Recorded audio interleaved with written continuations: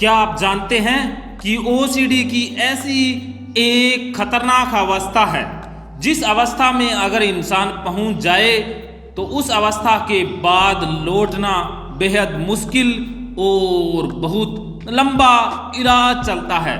उस अवस्था को कहा जाता है डेल्यूजनल ओसीडी। इस अवस्था के क्या लक्षण हैं, इसके लिए आप इस वीडियो को अंत तक जरूर देखिएगा और इस अवस्था से कैसे बाहर आना है इससे संबंधित टिप्स भी मैं आज की इस वीडियो में बताने वाला हूं। ओसीडी की एक ऐसी खतरनाक अवस्था जिसे डेल्यूजनल ओसीडी कहा जाता है। डेल्यूजनल ओसीडी अर्थात ऐसा महसूस होना कि वास्तव में ही वो घटना घट गई है।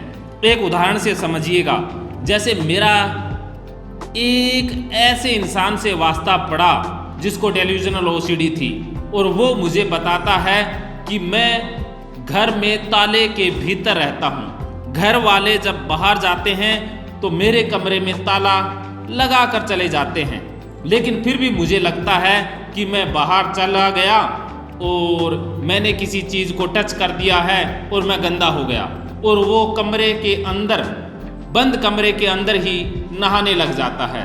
और वो इंसान मुझे कहता कि जैसे ही मैं खिड़की खोलता हूँ तो मुझे लगता है कि मैं रेलिंग से नीचे लटक गया और मैं गंदा हो गया।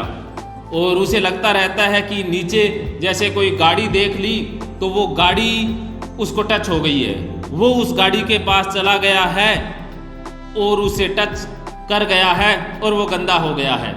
इसे कहते हैं डेल्यूजनल अवस्था। ये बहुत ही खतरनाक अवस्था है क्योंकि इसमें इंसान का रियलिटी से नाता टूटने लग जाता है।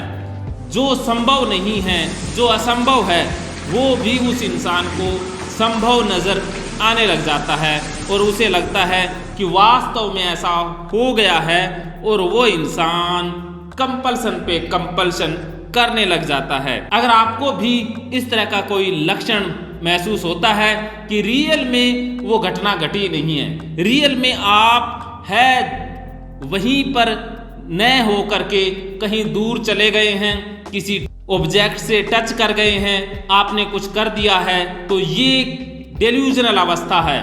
इसे हम भ्रम की अवस्था कहते हैं और ये साइकोसिस ग्रुप की समस्या बन जाती है। तो अगर इस अवस्था में आप पहुंच गए हैं तो काउंसलिंग के साथ साथ दवा लेना भी अनिवार्य हो जाता है। तो समय रहते अगर आपने ओसीडी का इलाज नहीं लिया, आज अगर आपकी ओसीडी सिर्फ ऑब्सेशनल है, किसी प्रकार का डेल्यूजन उसमें शामिल नहीं है, तो आपके लिए खुशी की बात है। अगर इसमें गलती से भी डेल्यूजन आ गया तो फिर आपकी ओसीडी बहुत खतरनाक अवस्था तक पहुंच जाएगी।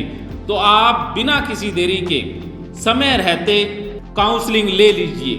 सीबीटी, हिप्नोथेरेपी, गीता थेरेपी और माइंडफुलनेस थेरेपी के द्वारा ओसीडी का पूरी तरह से इलाज हो जाता है। इसके लिए आप मुझसे अपॉइंटमेंट पर बात भी कर सकते हैं। मानो तो मौज है, वरना समस्या तो हर रोज है।